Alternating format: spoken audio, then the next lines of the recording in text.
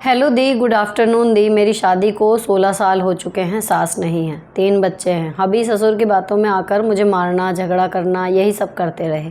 वो मुझे प्यार करते हैं पर ससुर के पास जाकर पता नहीं क्यों बहुत ख़तरनाक बन जाते हैं। ससुर बच्चों के प्रति भी हबी के मन में दरार डाल रहे हैं। बेचारे बच्चों को भी मेरी तरह घर में अपनी जगह बनाने के लिए स्ट्रगल करना पड़ रहा है।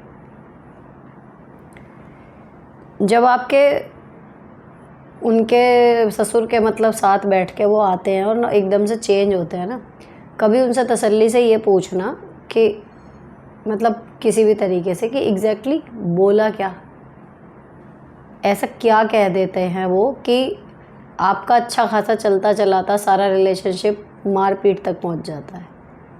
ऐसा कोई किसी के बारे में क्या ही कह रहा है और दूसरा आदमी उसको कैसे यकीन कर पा रहा है कि सारी बनी बनाई चीज़ें बिगड़ जाती हैं और वो तुरंत स्प्लिट पर्सनैलिटी की तरह बिहेव करते हैं। तो एक बार ये पता तो चले कि क्या है ना। जो एक लांछन सबसे ज़्यादा जो यहाँ पे सुनाई आ रहा है इस एपिसोड में, इन सब में, कि भाई वो कैरेक्टरलेस होने का वो लगाते हैं बहू पे, है ना, इस तरीके का। तो फिर वो ऑटोमेटिकली बच्चों पे भी आता है। इस तरीके की कोई बात है, मतलब क्या कह के भड़का रहे हैं। उस कारण को हो सके तो जड़ से ख़त्म करने की कोशिश करो, ताकि जब वो कहें भी ना तो कहीं ना कहीं आपके हस्बैंड बजाय विश्वास करने के पजल्ड हो जाएं। और कहीं ना कहीं अपने ससुर से भी जितना हो सके, क्योंकि देखो एक होता है कि नहीं हमें फ़र्क पड़ रहा कि उससे हमारे टर्म्स अच्छे हैं नहीं है, लेकिन हमें फ़र्क पड़ रहा है अगर किसी से टर्म्स बिगड़ने से। हो सकता है आपके ससुर जी के साथ ठीक ठाक थोड़े भी नॉर्मल भी हो जाएं, तो एटलीस्ट उनका अगर मन बदल सके किसी तरीके से तो भी आपकी प्रॉब्लम सॉल्व हो जाएगी। लेकिन जब ये चीज़ लंबी चल रही है ना, तो ठंडे दिमाग से कुछ अलग स्टेप लेने की ज़रूरत होगी आपको, जो अब तक आप नहीं ले पाए हो। एक तरफ अपने ससुर के साथ कोशिश करो, चाहे मन तो देखो मिलेगा नहीं ऐसे आदमी से, लेकिन फिर भी ऊपरी तौर से कि रिश्ता थोड़ा सा बैलेंस सा होने की कोशिश हो जाए। और दूसरा, अपने हस्बैंड से जब नॉर्मल हो या कुछ भी हो, एक बार मतलब कंफर्म करके कुछ पता तो निकालो कि वो ऐसा कहते क्या हैं, जैसे सारी बात ख़राब हो जाती है।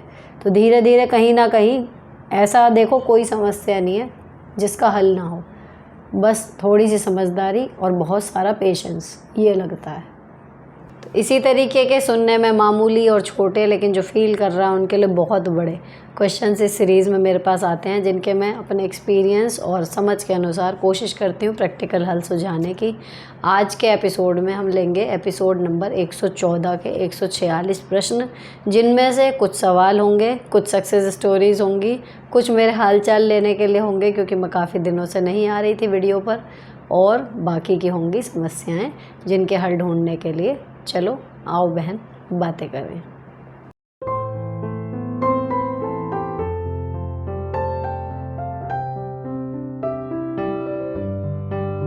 Ma'am, I am 30 year old unmarried. मुझे कोई फैमिली सपोर्ट नहीं है। फादर की डेथ हो गई थी। मैं बहुत जल्दी दूसरों की बातों में आकर डिस्टर्ब हो जाती हूँ और फिर कुछ काम नहीं कर पाती, कुछ ना कुछ नेगेटिव सोचने लग जाती हूँ। आप प्लीज़ कोई सोल्यूशन बताएं। देखो, इसमें ना जो योगा सेशन था उसमें एक बार एक एक्टिविटी करवाई थी कि जब उन्होंने बोला था कि अपने कमरे में स्क्वायर ढूंढो और मुझे बताना 60 सेकंड बाद। तो हम भी मतलब वही एक भरोसा होता है ना कि कह रहे हैं तो कुछ रीज़न होगा, हम लोग गिनने लगे। फिर उन्होंने कहा अच्छा, अब मेरे कहने से एक बार और देखो, और अगले 60 सेकंड बाद फिर उन्होंने बोला कि सबको जिनको पहले से ज़्यादा मिले वो कमेंट करो। तो बहुत सारे लोगों ने कमेंट किए कि हाँ मुझे पहले 10 मिले थे, अभी 15 मिल गए, 20 मिल गए, इस तरीके से। अब उन्होंने जो असली बात थी ना वो बोली कि जब आप स्क्वायर ढूंढ रहे थे तो क्या आपको कोई ट्रायंगल, सर्कल, रेक्टेंगुलर उस पर ध्यान गया? वो ऐसे हो गए थे जैसे वो चीज़ें इनविजिबल हैं, आपको ढूंढ ढूंढ के स्क्वायर ही दिख रहे थे क्योंकि आप स्क्वायर ही ढूंढ रहे हो। इस एक्टिविटी का सार ये था। मैंने स्कूल में भी बच्चों को ये बताई, करवाई, और इतनी अच्छी लगी कि अब मैं इस चीज़ को हर जगह ये रिलाई कर पा रही हूँ कि हाँ ये एप्लीकेबल है हर जगह। तो देखो, जब आप प्रॉब्लम्स देखते हो ना कि मेरी लाइफ में क्या क्या नहीं है, तो जो जो कमियां आपकी हैं वो यकीन मानो इंक्रीज़ हो जाएंगी और छोटी छोटी कमियां नज़र आने लगेंगी जितना, क्योंकि आप उधर ही ढूंढ रहे हो नहीं। लेकिन जब आप उल्टा कर दोगे इसी चीज़ को, फिजिक्स के नियम की तरह सत्य है, जब आप इसी चीज़ को उल्टा कर दोगे, आप अपनी लाइफ में ये ढूंढना शुरू करोगे कि मेरे पास क्या है और मैं क्या कर सकती हूँ। क्या है मतलब ये नहीं कि ब्लेसिंग हो, मेरा शरीर ये वो सब ठीक है ना, वो सब बताते हैं, हम लोग सोचते भी हैं। अपनी एबिलिटी मैं क्या कर सकती हूँ, उन चीज़ों पे प्रैक्टिकली आप ढूंढना शुरू कर दो। ये मत सोचो मैं क्या नहीं कर सकती। बहुत सारी चीज़ें हैं जो आप नहीं कर सकती, मान लिया, लेकिन ऐसा कोई नहीं है जो कुछ भी ना कर सके। तो आपको सिंपली अपने अंदर जो आपकी काबिलियत है ना, उसको ढूंढना है कि आखिर ऐसा क्या है जो मैं कर सकती हूँ। मिलना शुरू हो जाएगा। जब लाइफ ऐसे मकड़ जाल में उलझ जाती है ना, तो हमें कहीं ना कहीं खुद को खुद से ही निकालना होएगा। कोई नहीं आता निकालने, क्योंकि जो हमें निकालने आ भी रहा है ना, अगर हमारी मेंटेलिटी ऐसी है कि हम नेगेटिव कि अरे मैं ये करने जा रही हूँ, ये अटक है, ये करने जा रही हूँ, ये अटक है, तो वो अटक बढ़ती चली जाती है। यकीन मानो ये चीज़ काम करती है बिल्कुल इसी तरीके से। लेकिन जब आप ये समझ लेते हो कि ये तो अटक है, अब इससे बाहर कैसे निकलना है, तो ही कोई दूसरा भी हेल्प कर पाएगा, वरना वो आपको मैं ही बता रही हूँ, मैं कितने ही ऑप्शन आपको बता दूँ, लेकिन आप जब अपने घेरे में ही घिरे हुए हो ना, आप नहीं निकल पाते उस चीज़ से जो गोल गोल गोल गोल हमारी लाइफ में चलने लगता है। उस गोले घेर के अंदर, लूप के अंदर फंसने से बचो, है ना। तो जैसे इसमें ढेर सारे क्वेश्चन आए थे ना, तो पेपर नहीं निकल रहा गवर्नमेंट एग्ज़ाम का, इट्स ओके, नहीं निकलता, सबको नहीं मिलती सरकारी नौकरी, सब नहीं एग्ज़ाम क्रैक कर पाते, ना ही सब सरकारी नौकरी कर रहे हैं, इतनी नौकरियाँ ही नहीं है, टैलेंट होने के बावजूद भी नहीं मिलेंगी। ऑप्शंस हैं और कुछ भी नहीं आता तो इंटरेस्ट के हिसाब से सीखा जा सकता है। पैसे भी नहीं है, फ़ोन में सीखो, लेकिन जब आप करने चल दोगे कि कुछ ना कुछ तो करना है, कमा के अपने पैरों पे खड़ा होना है, किसी का सपोर्ट नहीं है, ठीक है, हम सपोर्ट बनेंगे अब औरों के लिए, ये एक मन में बात बना लो तो सब ठीक होता चला जाएगा। मुश्किल रहेगा स्टार्टिंग में, लेकिन नामुमकिन नहीं रहेगा, ये मेरा वादा। मैम मैं अपने बड़े भाई के घर गई थी, बड़ी भाभी मुझसे बहुत बदतमीज़ी की, मुझे क्या उनके घर कभी जाना चाहिए? डिपेंड करता है कितने बदतमीज़ी की है, और ये भी डिपेंड करता है कि आप लोगों के टर्म्स कैसे थे। हो सकता है जिन्होंने, बड़ी भाभी ने अगर हमें माँ की तरह पाला हो, अगर वो हमें कुछ कह भी दें शायद मैं चली जाऊँगी, लेकिन अगर कोई भाभी मेरे बराबर की है, शुरू से वो टर्म्स हमारे उतने ज़्यादा बने ही नहीं बहनों जैसे, तो फिर मुझे उसकी बात बुरी लग जाएगी। भाई का क्या स्टैंड है, बहुत सारे पॉइंट्स हैं, है ना। तो इसमें आप अपने मन की सुनो और दिमाग की पहले सुन लो कि एग्जैक्टली पीछे से क्या चलती आ रही है स्टोरी, और उसके बाद डिसाइड करो कि जाना चाहिए नहीं जाना चाहिए। अब अगर आपका दिमाग कह रहा है कि जाना चाहिए, मन कह रहा है नहीं जाना चाहिए, तो कुछ दिन मत जाओ, क्योंकि फिर चीज़ें और ख़राब हो सकती हैं। थोड़ा नॉर्मल हो जाने दो, डाइल्यूट हो जाती है टाइम के साथ सिचुएशन, तब सोचना दोबारा किसी त्यौहार पे कि जाए नहीं जाए। दी मेरी मम्मी को आर्थराइटिस की दिक्कत, उनके हाथों की उंगली मोटी हो गई हैं, एसी में सोने से दर्द होता है, विंटर में सुबह सुबह हाथ में मुड़ने जॉइंट पेन रहता है, इसका कुछ इलाज है क्या? उनको बीपी की भी दिक्कत है, इसलिए देसी दवाई खा नहीं सकती, गर्म आती हैं। आर्थराइटिस की दवाई खाई थी एक बार, हार्ट बीट ज़्यादा हो गई थी मम्मी की। देखो ये चीज़ें ऐसे पूछने की कहीं है ही नहीं, ये आपको डॉक्टर ही एडवाइस सही कर सकता है। नेक्स्ट, मेरा एमपी टीईटी का एग्ज़ाम है, बहुत दिनों से स्टडी छूटी हुई है, प्लीज़ एकाग्रता बढ़ाने के लिए टिप्स या प्राणायाम बताइए। एकाग्रता तक पहुंचने के लिए सबसे ज़रूरी चीज़ है कंटिन्यूटी। शुरू में जब हम ब्रेक के बाद कोई भी काम करते हैं तो ध्यान नहीं लगता, and it is perfectly normal. आपको उस चीज़ में जाना ही नहीं है कि अरे मैंने ध्यान क्यों नहीं लगाया। जस्ट आपको सिंपल नियम से बैठना है डेली, चाहे कुछ समझ में आए ना आए, धीरे धीरे, ज़्यादा नहीं, 6-7 दिन बाद ही आपको समझ में भी आने लगेगा, आपका कंसंट्रेशन भी बढ़ जाएगा। और बिल्कुल ही अगर कंसंट्रेशन नहीं लग रहा है इधर उधर, तो जो क्यों है कि आप कर क्यों रही हो उसको कहीं लिख के लगा लो, उसको बार बार पढ़ो, बोल के पढ़ो, उसको याद करो कि मैं ये काम कर क्यों रही हूँ, तो अपने आप ध्यान लगता है। बाकी प्राणायाम में, सारे ही प्राणायाम आपके ध्यान को एकाग्र करने में मदद करते हैं, तो प्राणायाम का ट्यूटोरियल आपके पास जहाँ भी हो उससे कर लो। नेक्स्ट, नमस्ते ma'am, I am a teacher in UP basic, मेरे सर का सरप्लस में हो गया, मुझे इंचार्ज बनना पड़ा, 2 बच्चे हैं, 6 और 1 साल का, कैसे मैनेज करूं समझ नहीं आ रहा, एसएम हेल्प नहीं करती। मेरे साथ भी शायद ये कंडीशन बहुत ही जल्द आने वाली है, लेकिन बात यह है कि नौकरी को ना मैंने बिल्कुल ईश्वर के ऊपर कहना चाहिए एकदम छोड़ा हुआ है। मेरे हिस्से में सिर्फ इतना है कि मैं अपने पूरे घंटे दूँ और वहाँ पर अपना काम जी लगा के करूँ। कौन स्टाफ में बढ़ेगा, कौन घटेगा, कोई प्रॉब्लम होती है कि वो काम, कोई टास्क ऐसे आ जाते हैं कि कैसे होंगे, सुनने में लगता है नेक्स्ट टू इम्पॉसिबल है ना। कहीं उल्टी सीधी ड्यूटियाँ लगती हैं, कुछ होता है, घबराती हूँ एक पल के लिए, लेकिन कम्प्लीटली वो मैंने प्रभु पे छोड़ी हुई है। नौकरी में मैं बिल्कुल भी पंगे अपनी तरफ से नहीं लेती कि मैं ये कर दूँ तो ये हो जाएगा। मैं जस्ट जो भी प्रॉब्लम आती है ऊपर वाले को बता देती हूँ, नारायण को, कि ये है, संभाल लेना। और कैसे भी करके परिस्थितियाँ इस तरीके की हो जाती हैं कि मैं काम कर जाती हूँ। वो पिछले 23 साल से यही चल रहा है। अब आप जिन भी ईस्ट को मानते हो, क्योंकि देखो हमारा डिपार्टमेंट ऐसा है, बेसिक औरों का तो मुझे तजुर्बा नहीं, सभी का यही हाल है आजकल, कहीं कोई वो नहीं है, लेकिन बेसिक में भैया तुम कितना भी कहना अपने पैरों पे खड़े होने की कोशिश कर लो कि मैं कहीं से कहीं तक उंगली रखने की जगह नहीं दूंगा या मैं सब कुछ परफेक्ट कर लूँगा, सब कुछ, कब क्या फिरकने घूम जाएगी कुछ नहीं पता, है ना। तो थोड़ा सा भगवान पे भरोसा रखो और थोड़ा सा अपने ऊपर। अब आई है आपके ऊपर, लेकिन ऑलरेडी कई लोग हैं जो कर रहे हैं, धीरे धीरे हो जाएगा। रही बात ये शिक्षा मित्र हेल्प नहीं करती, थोड़ा सा बैक फुट पे आके उससे टर्म्स ठीक कर लो अपने, है ना, नॉर्मल बना लो, बहुत अच्छे ना भी बने, एक हेल्दी वातावरण अपने हिसाब से आप क्रिएट कर लेना। क्योंकि जब आप हेड नहीं थे तब कंडीशन अलग थी, अब आप हेड हो तो बहुत सारी चीज़ें तालमेल बना के चलना पड़ेगा, तो हो जाएगा। और आप भी मेरे लिए प्रार्थना यही करना, क्योंकि जल्दी ही ये कंडीशन में भी आ सकती है, मेरे साथ भी, तो मैं अपने आप को मेंटली प्रिपेयर्ड कर रही हूँ।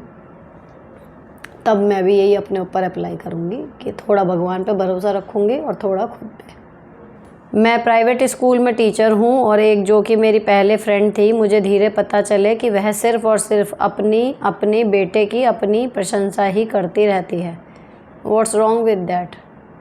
बहुत से लोग हैं जिन्हें अपनी और अपने बच्चों की तारीफ़ करने से ही फुर्सत नहीं मिलती, वो इंजॉय करते हैं वो चीज़। तो हमारा पूरा डिसीजन है ना, हम उन्हें कितना सुने कितना नहीं सुने, इट्स ओके।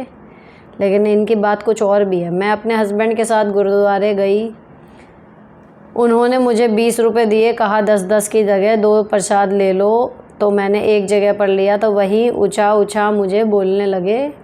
फिर मुझे 20 रुपये दिए कि अब जा 2 जगह पर प्रसाद लेकर आओ, और मुझे शर्म के मारे, क्योंकि लोग आसपास देख रहे थे, मुझे जाना पड़ा। लेकिन मुझे बहुत बुरा लगा। ऐसा क्या करना चाहिए? करना तो नहीं चाहिए ऐसा, लेकिन अगर ऐसा करा है तो देखो सडन तो होगा नहीं, आपको एक अंदाज़ा होगा कि आपके हस्बैंड इतनी सी बात पे या उनके कहे को ऐसे वर्ड टू वर्ड पूरा ना करें तो वो ऐसा कर सकते हैं, तो आपको उसी हिसाब से उन्हें डील करना चाहिए। देखो मैं बताऊं, हमारे यहाँ एक वो थी पड़ोस में पहले, तो उनके हस्बैंड जो थे ना, मतलब वो जिनकी मैं बात बता रही हूँ, वो लेडी बिल्कुल परफेक्ट, लुक वाइज, घर संभालने में, नाते रिश्ते निभाने में, ससुराल वालों की सेवा करने में, बच्चे, सब कुछ बिल्कुल परफेक्ट। फिर भी उनके पति उनसे खुश नहीं है। शराब पीना, नशा करना, उन्हें मारना, उनकी हड्डियाँ कितनी बार मार मार के तोड़ी भी, वो पुलिस में रिपोर्ट तक नहीं लिखा रही, जबकि उनके खुद के भाई मतलब ये सब कर सकते थे आराम से, है ना। लेकिन जब कोई झगड़ा होता था ना, तो जो मेरे ददिया ससुर थे उस टाइम पे, वो ये कहते थे कि ये कैसी औरत है, इसको यही नहीं समझ में आया इतने सालों में कि इसके आदमी को चाहिए क्या। तो मुझे बहुत बुरा लगता था सुन के कि मतलब जो गलत है उसको गलत नहीं कह रहे, जो पिट रहा है जिसकी गलती भी नहीं है उसको कह रहे हैं। लेकिन मेरे को एक सिंपल सा लॉजिक वो समझ में आया उनके बातों का, अगर हमें पता है कि सामने वाला इस कंडीशन में ये रिएक्शन देगा और हमारा ऑप्शन नहीं है उसको छोड़ के जाने का, हमें रहना उसी के साथ है, हम उन कंडीशन को अपने हिसाब से फिर मोल्ड कर सकते हैं। अगर हमें पता है कि हाँ इस चीज़ में बच्चा या बड़ा या बुढ़ा ये फट पड़ता है, या ये चीज़ करने पर ये एकदम उबल के आएगा, तो समझदारी उसमें है अपनी, कहना चाहिए शांति बनाए रखने का कि भैया उस चीज़ को हम जितना हो सके अवॉइड कर दें, है ना।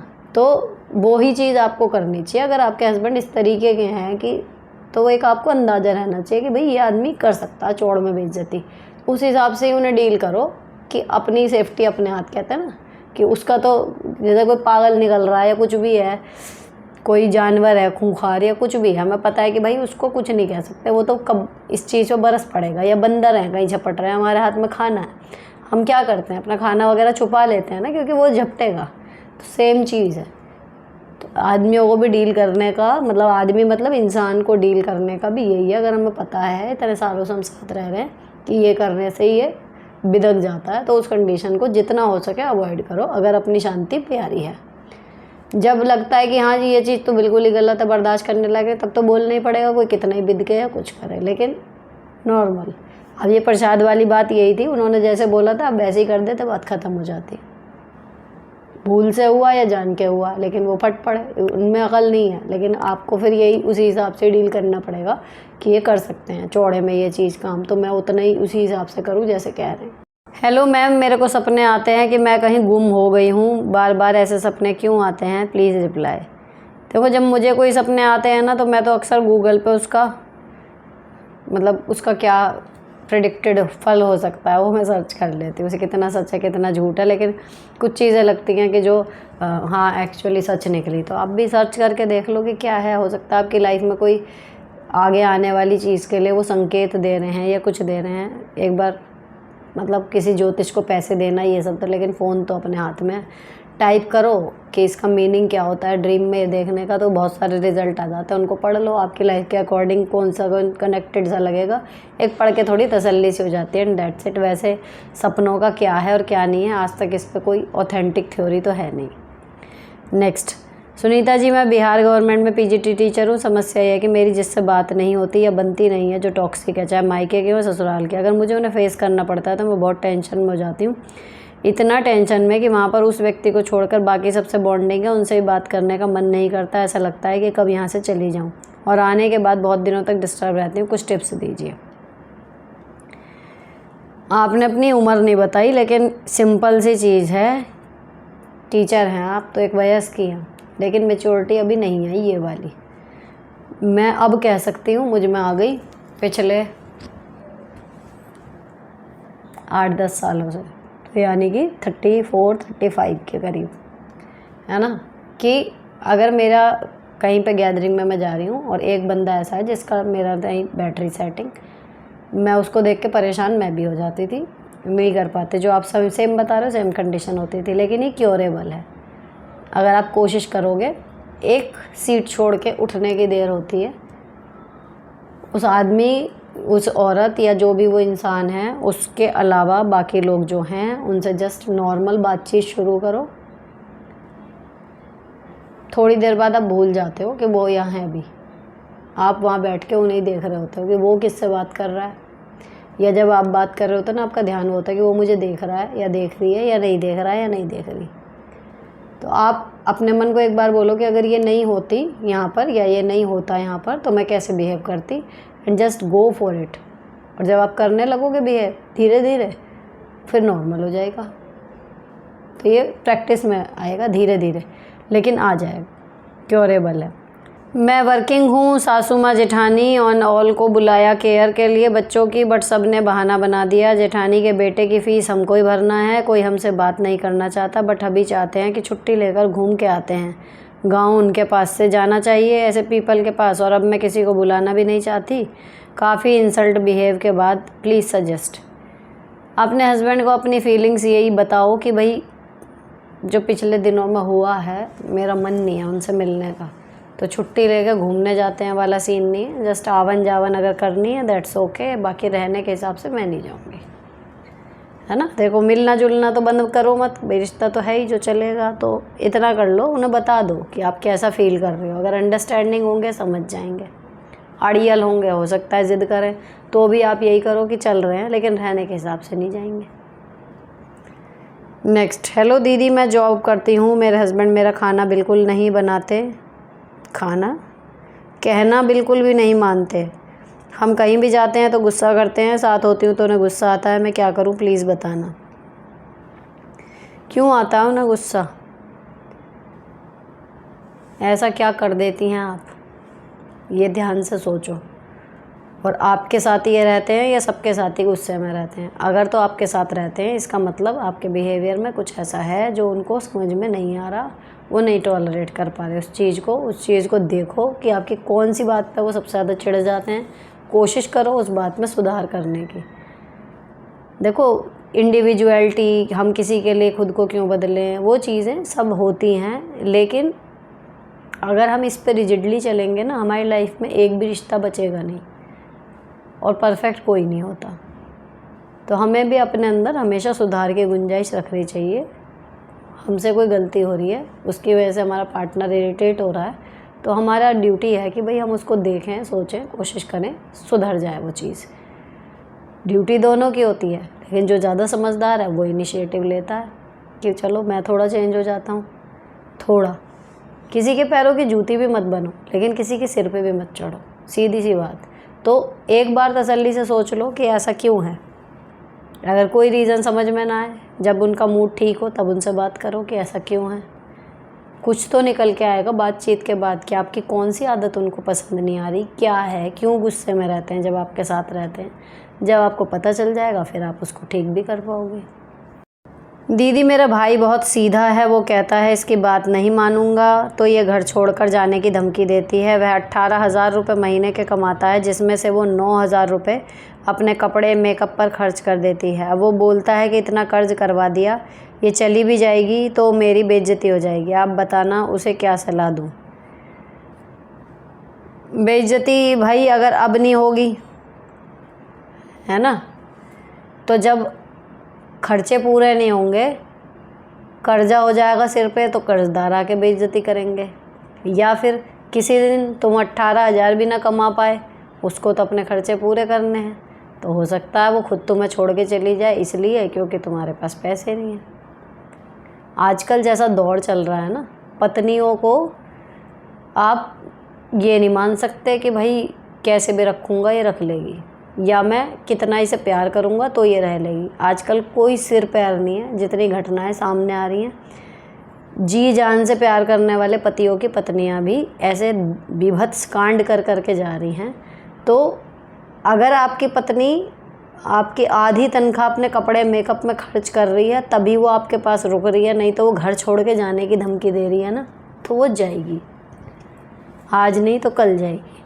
तो अपने भाई को यही समझाओ कि पैसे के दम पे अगर पत्नी को रोकने की कोशिश कर रहे हो तो वो पत्नी रुकेगी नहीं, कभी ना कभी वो छोड़ के जाएगी। क्योंकि पैसा तो देखो परमानेंट होता नहीं, आज है कल को डाउन भी आएगा।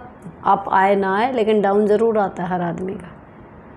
तो समझदारी नहीं है ऐसी ही महिला के साथ बहुत ज़्यादा कहना अटैचमेंट बढ़ाने की आज के समय में। क्या आपकी लड़ाई नहीं होती आपके हस्बैंड के साथ? आपके हस्बैंड की कोई सी चीज़ आपको पसंद नहीं है? क्या आपके हस्बैंड ड्रिंक करते हैं? सबका जवाब है नहीं। ना लड़ाई होती है, ना ऐसी कोई चीज़ है उनकी कि जो मुझे सख्त नापसंद है और फिर भी वो कर रहे हैं, और ड्रिंक नहीं करते, माता रानी की कृपा से।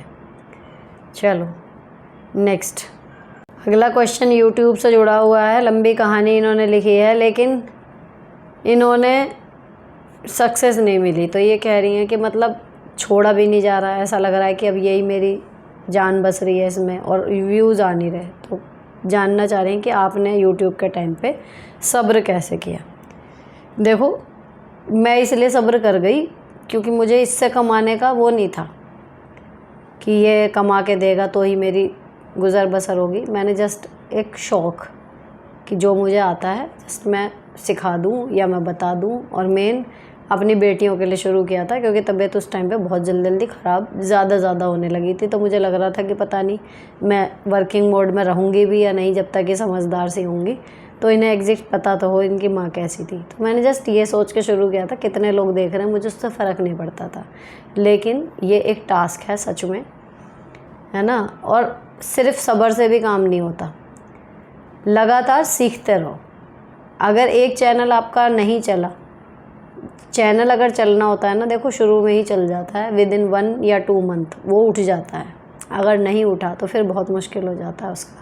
लेकिन उस पर अगर आप काम कर रहे हो ना, आप सीख रहे हो, तो नेक्स्ट टाइम जब आप शुरू करोगे तो आप ज़ीरो से शुरू नहीं करोगे, अपने अनुभव से शुरू करोगे। तो मेरे साथ यही चीज़ हुई है। तो जो मैंने जस्टिफाई और ब्लेसिंग विद सुनीता वाले चैनल में सीखा था, वहाँ पर चीज़ें काम नहीं करी, बहुत सारी गलतियाँ मुझसे हो रही थी उस टाइम पे। लेकिन वो जितनी भी गलतियाँ थी उनको मैंने सुधार दिया इस ब्लॉग वाले चैनल पे, ये चल गया शुरू में ही, है ना। तो ये होता है, आप बना रहे हो, आपको अच्छा लग रहा है, दैट्स वेरी गुड, उसको एंजॉय करो। और अपनी गलतियों को, जिनके वीडियोस अच्छे चल रहे हैं उनको ध्यान से देखो, उसमें और आप में क्या फ़र्क दिख रहा है, उन्हें कमियों को अगर आप पकड़ पा रहे हो फिर उन्हें आप सुधार भी लोगे। तो धीरे धीरे एक एक करके कमियां दूर करते जाओगे, कंटेंट का लेवल बढ़ता जाएगा और फिर हो सकता है ये वाला चैनल नहीं भी चला, नेक्स्ट वाला आपका कुछ ना कुछ चल जाएगा। जब मेरे सास ससुर आते हैं तो मेरे हस्बैंड तो पागल ही हो जाते हैं, मुझसे सारे दिन कहते रहते हैं खाने में ये बनाओ वह बनाओ, ये बनाओ वह बनाओ, और मार्केट से भी इतना सारा सामान ला कर रखते हैं। मुझे पूरा दिन फ्री नहीं रहने देते उनके खातिरदारी करने में, जिससे मैं इरिटेट हो जाती हूँ और उनसे कुछ कहती हूँ तो कहते हैं तुझे मेरे मम्मी पापा का करने में जोर आता है। कितने दिन के लिए आते हैं ये डिपेंड करता है, वो जस्ट ये दिखाना चाह रहे हैं अपने मम्मी पापा को कि हमारी गृहस्थी बहुत अच्छे से चल रही है और देखो मैं तुम्हारा कितना अच्छा ध्यान रख पा रहा हूँ। वो अपना पुत्र धर्म निभा रहे हैं, अब खाना तो आपको ही बनाना है ना। हर आदमी तो ऐसा होता नहीं किचन में खड़ा हो गया थोड़ी हेल्प करवा दी, लेकिन इसका ना एक्चुअली कोई इलाज नहीं है। वो अपनी तरफ से कहीं ना कहीं आपको भी अच्छा दिखा रहे हैं, खुद भी अच्छा बन रहे हैं, अपने माँ बाप की सेवा भी कर रहे हैं, उनके लिए सारी विन विन सिचुएशन है। परेशान आप हो रही हो, अगर आप भी उन्हीं के जोन में जाके सोचना शुरू कर दोगी कि भाई ये जब तक आए हैं खूब जी लगा के इनकी सेवा करूँ, मेरे पति का भी नाम ऊँचा होगा, मेरा भी, तो फिर आपको इरिटेशन कम होएगी। अब अगर वो रह रहे हैं 2-2 ढाई महीना तो थोड़ा बढ़ जाता है, लेकिन अगर कम दिन के लिए रह रहे हैं टास्क समझ के कर लो भाई।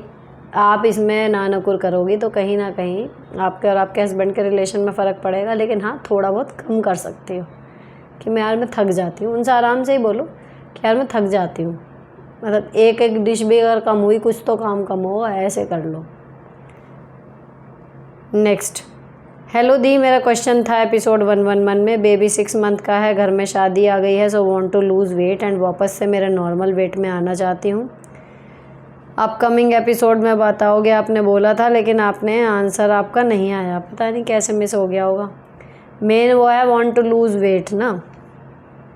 अभी आपका बेबी 6 महीने का है, मैंने इस पर बात करी थी शायद, मुझे याद आ रहा है, आपने वीडियो नहीं देखी होगी अगली। तो 6 महीने का जब आपकी प्रेगनेंसी वाली बॉडी रहती है ना, तो इतनी जल्दी आप उसमें कोई एक्सरसाइज 6 महीने से पहले तो शुरू कर नहीं सकते। उसके बाद जब आप शुरू करोगे ना तो नॉर्मल थोड़ी सी स्ट्रेचिंग, मतलब आप बता देना जहाँ से भी देख के करोगे कि भाई मेरा बच्चा अभी 6 महीने का है, ठीक है, तब धीरे धीरे आप करोगे। और पोस्ट प्रेगनेंसी बेली वाले जो हैं इंस्टाग्राम पे इतने अच्छे और इफ़ेक्टिव एक्सरसाइजेज हैं, और वो जो यहाँ हमें योगा वाले में करवा रहे हैं सेतु बंधासन, कमर ऊपर उठा के, वो बहुत अच्छा है, कोर एंगेजमेंट वाला। उस तरीके से बाकी जो खाना है, अगर बेबी आपका दूध पी रहा है तो देखो आपको ज़्यादा कुछ सोचने की ज़रूरत पड़ेगी नहीं, अच्छे से खाओ पियो मस्त रहो, बच्चा दूध पीता है, सब उसमें हजम हो जाता है, कुछ नहीं आपके शरीर में फालतू फैट जमा होगा। और जितना हो सके आप एक्टिव रहो। अगर आपका बॉडी ऐसी है कि बहुत जल्दी वेट बढ़ने वाला है तो फिर वही है कि कार्ब्स और शुगर कट करने पड़ेंगे, कि चावल आलू मीठा ये सब चीज़ें कम कर दोगे, उधर बच्चा दूध पिएगा, अपने आप थोड़े दिन में हो जाएगा। और बाकी ये वाला योग करो जिसमें पेट को टारगेटेड करके करते हैं, वो आसन करो, तो 2-3 महीने में हो जाएगा। लेकिन फैक्ट बताऊं, शादी में जाना है, शादी जिसकी है उसकी है, हम वही प्रेशर ले रहे हैं भाई, हम माँ बने हैं, अगर हमारा वेट नहीं भी घटा, एक ये भी एक जोन है, आप इतना प्रेशर मतलब कि इस डेडलाइन तक ही करना है, वो ज़्यादा बेकार हो जाएगा। इस टाइम जो वेट है नॉर्मली जैसा चल रहा है उसमें अपना बढ़िया लहंगा वहंगा पहनो, जो करना है फ़ोटो खिंचवाओ, और जब आप एक्चुअली में धीरे धीरे बाद में वेट लूज़ करोगे तो बिफोर एंड आफ्टर में काम आएगा, तो इतना स्ट्रेस मत लो। हेलो दी, मेरा भाई बहुत टॉक्सिक है, मेरी माँ को भी मारता है, हम लोग कुछ बोले हम पर भी हाथ छोड़ देता है, क्या करूँ? पुलिस में रिपोर्ट करो ऐसे निकम्मे की। बहन, मेरे हस्बैंड खाना नहीं खाते, जब भी हमारी बहस होती है, मैं क्या करूँ? खर्चे के लिए भी नहीं पूछते, मैं बुटीक चलाती हूँ अभी 6 मंथ से, क्या मैं सही हूँ? यह भी उनको पसंद नहीं आ रहा। भैया अगर काम चल रहा है बुटीक में तो मत छोड़ो, किसी को पसंद आए ना आए, है ना, खुद पूछ नहीं रहे, हम कमाए ना, ऐसे काम नहीं चलता। तो जिसे मुंह बनाना है वो बनाता रहे, लेकिन काम अगर आप कर रहे हो उसे छोड़ने की सलाह मैं कभी नहीं देती, तो मैं आपको भी नहीं दूंगी। नेक्स्ट, हेलो दी, आज मेरे हस्बैंड ने 3,000 रुपये शराब में लुटा दिए जो मैंने अपने बेटे की फ़ीस भरने के लिए दिए थे अपनी मम्मी से उधार लेकर। मेरा बेटा स्कूल नहीं जा रहा फ़ीस की वजह से। क्या इससे भी बुरी ज़िंदगी हो सकती है किसी की? जो अपना कमाते हैं सब शराब में जाते हैं। वो मुझे स्टिचिंग करके मिलते हैं घर के खर्च में। इस टाइम किचन में कुछ बनाने के लिए भी नहीं है। इतनी प्रॉब्लम मैं कैसे फ़ेस करूँ? मरने का मन कर रहा है। कहाँ जाऊँ, क्या करूँ, कुछ नहीं पता। प्लीज़ कोई बताए मैं क्या करूँ। सबसे पहले तो उस आदमी से अलग हो जाओ। मैं बहुत कम ये सजेशन देती हूँ आपको किसी को भी, लेकिन ऐसे आदमी के साथ रहने से कहीं बेहतर है आप अलग रह लो। एक होता है आदमी हमारा ख्याल नहीं रख रहा, हमारी इज्जत नहीं कर रहा, हमें पैसे नहीं दे रहा। एक होता है कि कुछ तो कर भी तो रहा ही नहीं है, जो हम कर रहे हैं उसको भी तेल लगा रहा। ऐसे के साथ तो भाई सबसे पहले तो इस शादी से निकलो, अलग ज़्यादा अच्छी रह लोगी। पिए शराब, चाहे नहाए, चाहे कुछ करे। आपकी सैमसंग फ्रंट लोड का मॉडल नंबर पता नहीं 8 kg की है मॉडल नंबर, ऐसे मुझे याद नहीं है। और लिंक जो है टैग्ड प्रोडक्ट में आप लिव लाइफ इजी वाले में देख लेना, क्योंकि इसमें टैग्ड प्रोडक्ट अगर करूँगी भी ना तो वो दिखेगा नहीं। क्योंकि जो जैसा मैंने सूट पहना हुआ है ये मीशो से है, अभी मैं इसका लिंक करूँगी भी ना, होने का नहीं। उसमें वही चीज़ें होती हैं जो सामने से दिख रही हैं, उनमें भी वो कुछ ही चीज़ें करता है। तो 8 kg वाली है, लिव लाइफ इजी वाले पे मिल जाएगा आपको लिंक उसका। नेक्स्ट, सेम मेरा बेटा 7 ईयर स्कूल नहीं जाना होता बट डेली पढ़ने में होशियार है। स्कूल में वो बोलता है स्कूल में एक जगह बैठना है, वो मुझे नहीं पसंद। बाद में याद आएंगी ये बातें। अभी उसको कुछ भी स्टोरी सुना के भेज दिया करो। मैम से कह दो उसकी सीट बदल दें, लेकिन ये तो काम उसको सीखना, मतलब ये होता है, यही मैनेजमेंट तो होता है। खाली हम अक्षर ज्ञान और किताबें पढ़ने ही थोड़ी जाते हैं। अपनी भावनाओं को नियंत्रण में रखना ये सिखाया जाता है ना, ये पढ़ाई का एक अहम हिस्सा है। नेक्स्ट, जब मैं पाठ करती हूँ तो मेरा ध्यान नहीं लगता, दूसरी तरफ ध्यान जाता है। It is okay, it is completely okay. बात यह है कि आप पाठ करने बैठो, ध्यान धीरे धीरे लग जाएगा। Next, hi the, love you. मेरा एक सवाल है। मेरे हस्बैंड मुझसे बहुत प्यार करते हैं और मैं भी उनसे, लेकिन मैं उनकी सेकंड वाइफ हूँ और अपने से फर्स्ट वाइफ और फाइनेंशियल कंडीशन की वजह से वह मुझे अपने साथ नहीं रख पा रहे हैं। मुझे अपने लिए कोई स्टेप लेना चाहिए, नहीं पति की नज़र में इज्जत कम ना हो जाए, इसलिए मैं कुछ नहीं कहती हूँ। इस कंडीशन में उनसे रिश्ता वैसे ही रखना चाहिए, कुछ दूरी बनाकर। तो आप मुस्लिम हैं शायद, आयत जान। मुझे नहीं पता इस कंडीशन में क्या करना चाहिए, मैं तो एज्यूम भी नहीं कर सकती। लेकिन आप क्या है कल्चर अगर 2 वाइफ का, तो भाई ये कम्प्लीटली आप पर है, आप क्या करो, मैं इसमें कोई कमेंट का जवाब नहीं दे पाऊँगी।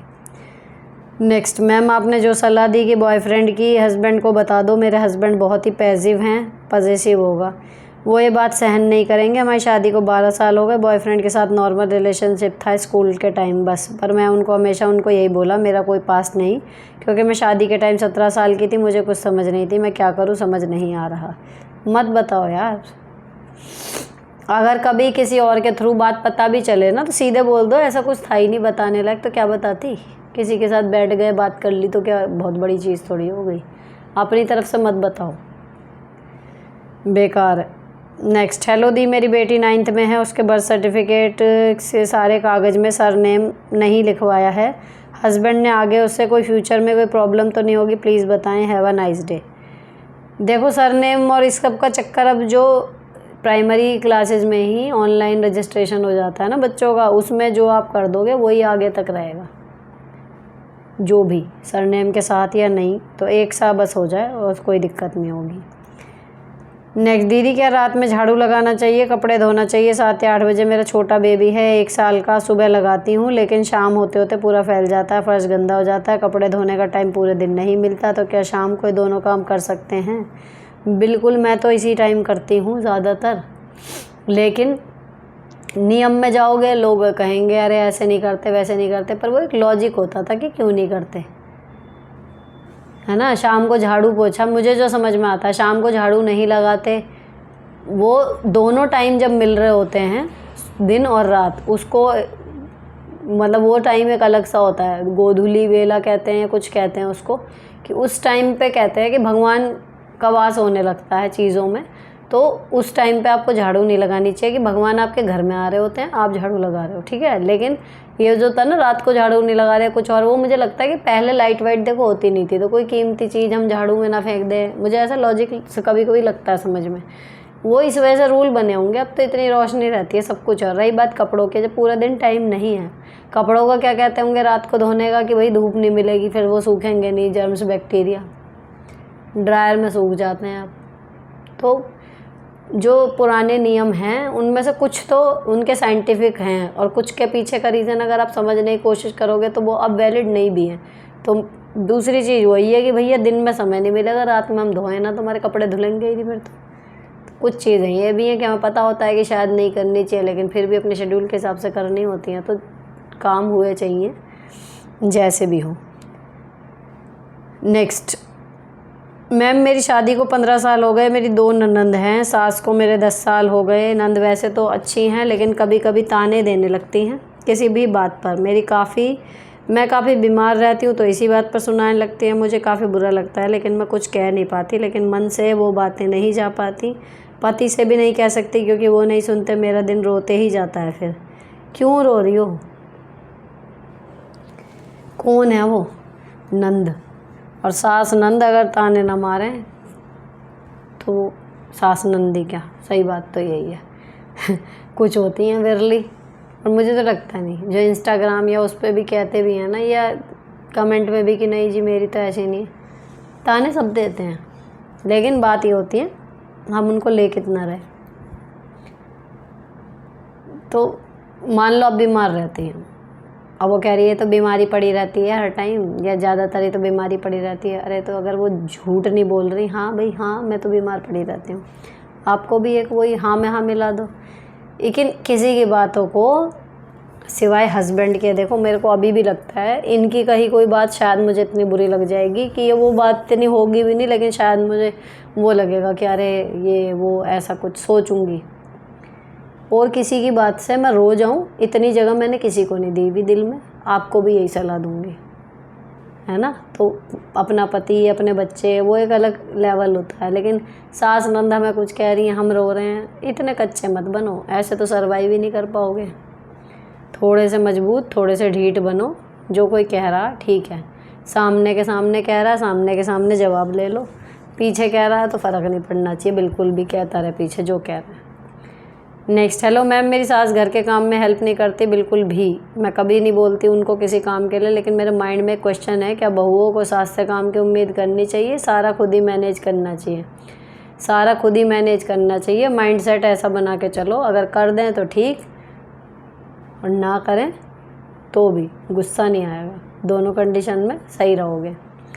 नेक्स्ट, मैडम जी क्या बिछिया चूड़ी मंगलसूत्र सोते समय अगर उतार लें और अगले दिन नहाने के बाद पहन लें तो क्या गलत होता है? हमारे यहाँ कहा जाता है सुहाग वाली चीज़ों को बार बार उतारना पहनना नहीं चाहिए, आपकी क्या राय है इस बारे में प्लीज़ बताइएगा। हमारे यहाँ भी ऐसे ही कहते हैं। अब ये रात में बाल खोल के सोना गलत है भाई, ये सब चीज़ें वही हैं, पहले खुले होते थे, सांप कीड़े बिच्छू सब रेंगते रहते थे तो हम खाट पे सो रहे हैं कुछ और, अभी ऐसा कुछ नहीं है। और दूसरी चीज़ ये जो सुहाग की चीज़ें हैं हमारे यहाँ भी यही मानते हैं, देखो जब किसी के हस्बैंड शांत हो जाते हैं ना तब ये चीज़ें उतार के रखी जाती हैं, कहते भी तभी हैं कि उतारना, नहीं तो बदलना कहते हैं, निकालना कहते हैं, इस तरीके से कहते हैं। तो कोशिश यही करनी चाहिए कि कम से कम एटलीस्ट बिछुआ है ना, जो उसको भी क्या ही निकाल लो, टोरिंग तो वो तो एक बार सेट हो जाती है तो ही सही रहती है, रोज़ पहनना उतारना तो उसको अलग ही वो रहता है। वो हो गया। अगर आप मंगलसूत्र पहनते हो छोटा सा, चुभने वाला नहीं है, टूटने वाला डिज़ाइन नहीं है, उसको पहने रखो। चूड़ियाँ हैं, अगर आपको 12 नहीं पहननी, आपने 1 या 2 जो भी पहनी हुई हैं परमानेंट उनको पहने रखो, तो ये हर कोई गलत मानता है। या तो आप ऐसे हों कि पहन ही नहीं रहे, फिर सुबह नहा के भी नहीं पहन रहे, है ना, तो फिर तो यह है कि जी वो चूड़ी पहनती ही नहीं। लेकिन कितनी भी हमारे यहाँ भी हैं, कितनी भी जो कम से कम मिनिमल वाली पहनने वाली भी हैं, पैरों के बिछुए हैं, ये रहती हैं। चूड़ी है, किसी के यहाँ कांच की चूड़ियों का ज़्यादा रहता है तो चाहे एक एक डालेंगे लेकिन डाले रखेंगे, उनको रात में नहीं निकालते, तो मानते हैं ऐसे। बाकी वही है कि करने वाले सब कुछ कर रहे हैं, ये तो किस्मत का वो है, जिसके साथ लिखा है वो रहेगा। लेकिन अगर आपके घर में ये टोक रहे हैं तो ये ऐसा नहीं है कि आपके ही घर में, वो सबके यहाँ कहते हैं, तो कोशिश यही करो कि ना ही करो वैसा। नेक्स्ट दी, मेरा किचन काउंटर बहुत फैला रहता है, रेंट अपार्टमेंट में रहते हैं, कैबिनेट नहीं है, अब नीचे अच्छे रखे हैं बट किचन ऊपर छोटा है तो फैला ही रहता है और काम बहुत धीरे होता है। मैं खाना बनाते टाइम यूट्यूब देखती हूँ, खाना 2 घंटे बनता है, समझ आता नहीं पहले क्या करूँ, एक एक करके काम करती हूँ, साथ में नहीं। आप अब ऑलरेडी मल्टीटास्किंग करते रहे, आप उसके साथ यूट्यूब देख रहे हो। आओ बहन वाला तो देखो चलता है, खाली सुनना है वो तो हो जाता है, लेकिन अगर आप कोई और वीडियो देख रहे हो, व्लॉग देख रहे हो, तो वह आपकी निगाह वहाँ पर रहेगी और कहीं ना कहीं आपके कुकिंग टाइम को वो बढ़ाएगी, आपका कंसंट्रेशन टूटेगा, है ना। और दूसरी चीज़ जो होती है, आप यूट्यूब पे ही देखना नॉन मॉड्यूलर किचन का ऑर्गेनाइजेशन, वहाँ पे आपको बहुत सारे बेहतरीन आइडियाज़ मिलेंगे देखने को, जिन लोग अच्छे से की हुई है अपनी नॉन मॉड्यूलर किचन को सही से बढ़िया करके सेट, तो उससे आपको बहुत आइडिया मिलेगा। जब आप लगोगे ना कि नहीं मुझे ऑर्गेनाइज़ करना है तो हो जाएगा। रही बात ये कि पहले क्या करना है बाद में क्या करना है, तो लिव लाइफ ईजी चैनल के जितने भी किचन रूटीन है, इट्स ऑल अबाउट दैट। आप उसको देखते होंगे अगर, तो एक आइडिया अपने आप आपको लगना शुरू हो जाएगा कि हाँ इस तरीके से काम हो जाता है। धीरे धीरे उसको फॉलो करना शुरू कर लो, जैसे मैं करती हूँ, हो जाएगा सब। नेक्स्ट, जीने की कला किताब की PDF, इसमें कैसे भेज पाऊँगी, मुझे नहीं समझ में आ रहा, उसमें लिंक ट्राई करूँगी। इनका कहना है कि कैसे भी हो मुझे आपकी तरह सुलझी हुई बनना है, तो लेकिन देखो ये ना ऐसा नहीं है कि खाली उस किताब से, जीवन ने सिखाई हैं ये चीज़ें, लेकिन हाँ उस किताब से बहुत एक मतलब पता नहीं क्यों एक सरलता सी आ गई, और लेकिन ये अनुभव जो हैं वो जीवन के हैं, वो किसी ने सिखाए, या आप पढ़ के उसको अप्लाई करोगे ना, जब भी वो ज्ञान स्थायी होता है। खाली पढ़ के वो किताब पता नहीं मुझसे पहले भी कितने लोगों ने पढ़ी होगी, लेकिन उस किताब के जो सीख हैं उनको जीवन में जब अप्लाई कर लिया तब समझ में आता है कि हाँ हो तो सकता है। तो खाली वो किताब ही सब कुछ नहीं बदल देगी, आपकी लाइफ में भी नित नई सिचुएशन आ रही है, उनमें देखो कि आप उनसे कैसे निकले, एक सीख आपकी बन जाएगी। जितनी ज़्यादा कहना चाहिए प्रॉब्लम्स, उतना ज़्यादा समझदारी। नेक्स्ट दी, मेरे पेरेंट्स की डेथ हो गई है जब मैं 14 साल की थी, बट तब तो समझ नहीं थी इतनी, बट अब मेरी मैरिज हो चुकी है, सब कुछ ठीक चल रहा है, बट पता नहीं क्यों अब ज़िंदगी बोझ सी लग रही है, कुछ भी करने का मन नहीं करता, शौक़ सब ख़त्म हो चुके, प्लीज़ मुझे कुछ सजेस्ट करना थंबनेल लगा कर, क्योंकि मैं कोई वीडियो देख पाती हूँ आपकी। देखो थंबनेल किसका लगेगा ये मैं अभी नहीं कह सकती, है ना। तो आप इतना तो कर ही सकते हो कि अगर आपने जिस वीडियो में पूछा उसका नंबर याद कर लो और उसका एक छोड़ के अगले वीडियो को आप देख लो, नहीं तो फिर आप इस क्वेश्चन को लेके फिर कंसर्न ही नहीं है आपका, क्योंकि आपने कई सवाल पूछा, उसका जवाब आएगा जहाँ पर आएगा, आप अगर उसके लिए भी टाइम नहीं निकाल पा रहे, इसका मतलब आप उतने सीरियस नहीं हो उस जवाब के लिए, है ना।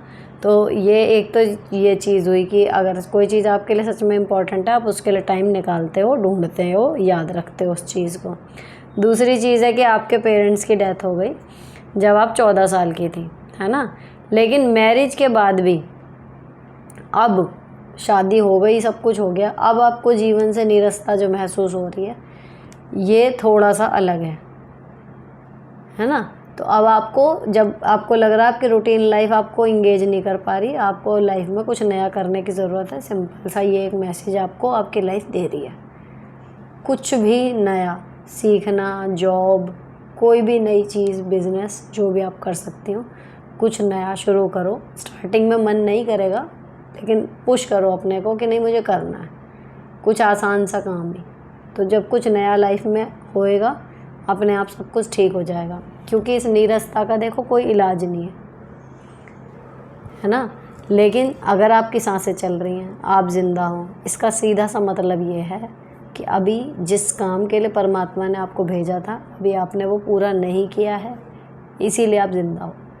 तो उस काम को ढूंढो, आपकी लाइफ में रुचि वापस आ जाएगी। नेक्स्ट, नमस्ते दी, मैं आपसे पहली बार कुछ पूछ रही हूँ, प्लीज़ आप मुझे रिप्लाई देना। मैं अपने ससुराल में सारा काम करती हूँ, 2 छोटे बच्चे हैं, सुबह जल्दी उठ जाती हूँ, काम की वजह से जल्दी हो जाए, लेकिन अब इन दिनों मेरा दिमाग ख़राब हो रहा है। मेरी बेटी 9 साल की है, वो सब समझती है। मेरी बेटी ने मुझे थोड़े दिनों पहले बोला था मम्मी आप काम नहीं करते क्या? घर का दादी आपके लिए बोलती है कि तेरी माँ कुछ काम नहीं करती। मैंने उसे समझाया कि बेटा कोई बात नहीं, दादी ने बोल दिया तो क्या हुआ, बड़े हैं, कोई बात नहीं। फिर उसके बाद में मेरे कई बार उसके लिए काम को लेकर बात हुई।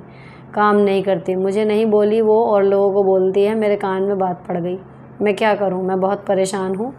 बात ज़रूरी है, वो मेरी ख़ास सासू नहीं है, मेरी सास की बड़ी बहन है, पर घर में साथ रहती है। ऐसी कंडीशन में ना 2 तरीके होते हैं।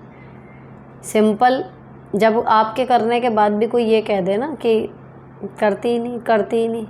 मेरे साथ जब ये होता है मैं सच में करना छोड़ देती हूँ, चाहे वो ऑफिस में हो, स्कूल में हो, घर में हो, कहीं पर भी हो, रिलेशनशिप में हो, दोस्ती यारी में, कि ये तो कुछ करती ही नहीं, तो मैं एग्जैक्टली करना छोड़ देती हूँ। सडनली पता चल जाता है अगले को कि क्या करती थी, और अगर नहीं पता लगता तो कह पहले भी रहा था वो कि नहीं करती नहीं करती, तो एटलीस्ट सच बोल ले। अब हमारी जो एनर्जी और टाइम बचा वो हम कहीं और लगाएंगे।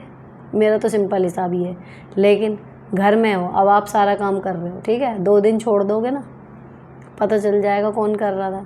आपकी बेटी को आप पे भरोसा है, उसको कन्विंस करने की कोई ज़रूरत नहीं। और जब वो ये कहते हैं ना कोई बात नहीं बेटा, बड़े हैं, क्या हो गया, कह दिया, इसकी वजह सीधा आपको ये कहना चाहिए था। जब वो आई थी कि दादी कहती है आप काम नहीं करते, तो उसे पूछती कि बेटा तेरे को क्या लगता है, तो वो सीधे कहती कि मम्मी आप तो काम करती रहती हो। तो बस बेटा सोच ले अब तेरी दादी का स्तर क्या है, उनको जो सही लग रहा है वो बोल रही, तो अपना खेल जाके उनकी मत सुने।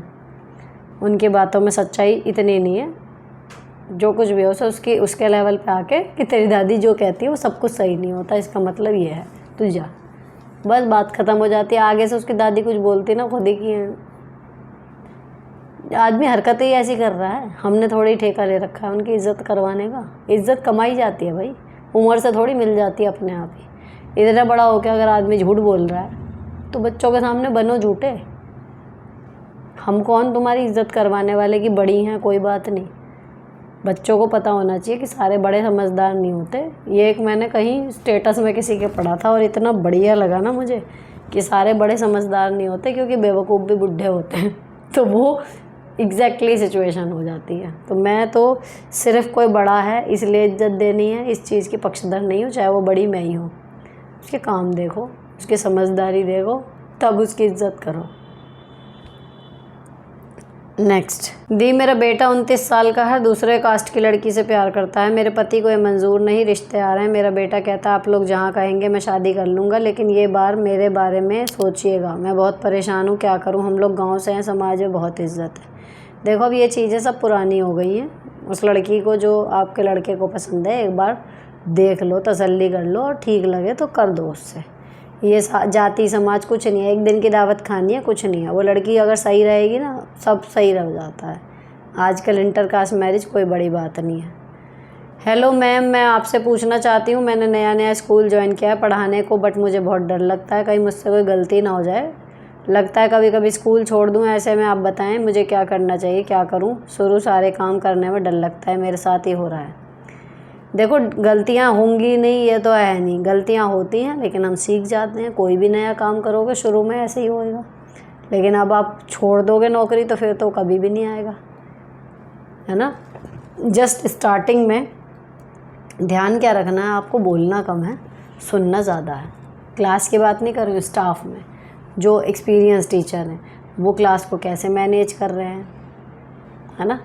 बच्चे जब शोर मचा रहे हैं तो वो कैसे कंट्रोल कर रहे हैं, वो बच्चों के साथ किस हद तक आत्मीयता दिखा रहे हैं, कितनी दिखा रहे हैं। एक लिहाज होता है ना, माँ बाप के बाद मैं मानती हूँ, मैं भी टीचर हूँ, हम अपने स्टूडेंट्स को बहुत प्यार करते हैं जी से, लेकिन एक दायरा है ना उनको तरीके से प्यार करने का। वो जो एक्सपीरियंस टीचर हैं उनको आप देखो, आपको एग्जैक्ट समझ में आएगा। जब मैं अपने स्टार्टिंग के दौर में थी ना, तो उस टाइम पे जो भी टीचर्स थे, इवन वो क्लास को संबोधित कैसे कर रहे हैं वो भी मैं सुनती थी, और रजिस्टर कैसे मेंटेन कर रहे हैं, जब वो आपस में साथ बैठे हैं तो वो किस तरीके की बातें कर रहे हैं, सब कुछ नया था। तो आप ना शुरू में जाके बोलना कम, सुनना, देखना, समझना ज़्यादा। 1-2 महीने की बात है, बहुत सारी चीज़ें आपको हर कोई पुराना टीचर आते जाते ऐसे ही अनायास ही सिखा जाएगा, और आपको पता भी नहीं चलेगा कब आप एक बढ़िया टीचर बन गए। नेक्स्ट, हेलो मैम, आपका सजेशन काम कर गया। मेरे लिए अब प्रॉब्लम यह है कि मेरी भाभी कनाडा चली गई, मेरे मॉम डैड चाहते हैं मैं हॉलीडेज़ में उनको मिलने जाऊं, लेकिन मेरी भाभी अब भी सब होल्ड किए हुए है, कैमरा चेक एंड ऑल। जब भी मैं जाऊं तो मॉम को कॉल करके गलत बोलती है मैं सैड हो जाती हूँ, क्या करूँ, नहीं जाती तो मॉम डैड सैड हो जाते हैं, तो भी उनको सैड देखती हूँ भाभी की वजह से। मैं समझ नहीं आ रहा वो मैं अपने मॉम डैड के घर जाना छोड़ दूँ क्या? इन केस मॉम डैड को कुछ भी होता है तो मैं तो माफ़ नहीं कर पाऊँगी अपने आप को। कह देते हैं माँ बाप नहीं, मैं भी नहीं मैं पा रही, नीचे नहीं समझ में आ रहा। लेकिन जो कंडीशन है वो ये है कि आप जा रही हो अपने पेरेंट्स से मिलने और तब भाभी आपके बारे में उल्टा सीधा कह रही है, कलेश कर रही है, करने दो। जो एंड में आपकी बात आई थी ना कि भाई आपके पेरेंट्स अकेले हैं, अगर आप भी नहीं जाओगी ये सोच के कि वो देख रही है उसको बुरा लग रहा है, भगवान ना करे, लेकिन अगर उनको आपकी ज़रूरत पड़ जाए, कोई इमरजेंसी पड़ जाए तो आप जाओ, ठीक है। कॉल करके उल्टा सीधा बोलते हैं तो आप उस टाइम पे मम्मी को बोलो कॉल ही ना उठाएं, सिंपल मैसेज डाल दें या फ़ोन करके कह दें कि हाँ वो आई हुई है, बात ख़त्म। मतलब कैसे कोई होल्ड रख लेगा? मुझे हमेशा यही नहीं समझ में आता, जो पेरेंट्स हैं वो हमारे माँ बाप हैं, बूढ़े ही तो हो गए, शरीर की थोड़ी सी क्षमता ही तो कम हो गई, लेकिन वो इतने कमज़ोर नहीं होते। वो क्यों अपने आप को इतना कमज़ोर मान रहे हैं कि वो जो बच्चे कहेंगे वही सुनना पड़ेगा? थोड़ा सा मेंटली स्ट्रॉन्ग बने वो लोग और सिंपल कह दे कि भाई अभी बेटी आई हुई है, बात मत करो, बाद में बात करेंगे आपसे, जो भी है। और हमेशा का यही है तो क्या ही होएगा। तो ये थे एपिसोड, आपको बताऊं मैं 114 के जितने भी क्वेश्चन थे मैंने आपके जवाब दे दिए। 1 2 3 छोड़े हैं जो बड़े थे, बाकी सबके दे दिए। फ़िलहाल जैसी मेरी आवाज़ आ रही है उसके लिए क्षमा प्रार्थी हूँ। 1 2 दिन में उम्मीद है कि पूरी ठीक हो जाएगी, then I will be back जैसे हमेशा से होती थी, ठीक है। फ़िलहाल ये वीडियो यहीं पर ख़त्म होता है। अच्छा लगा हो चैनल को सब्सक्राइब करके जाना। मिलती हूँ आपसे नेक्स्ट वीडियो में। Till then bye bye, stay beautiful always.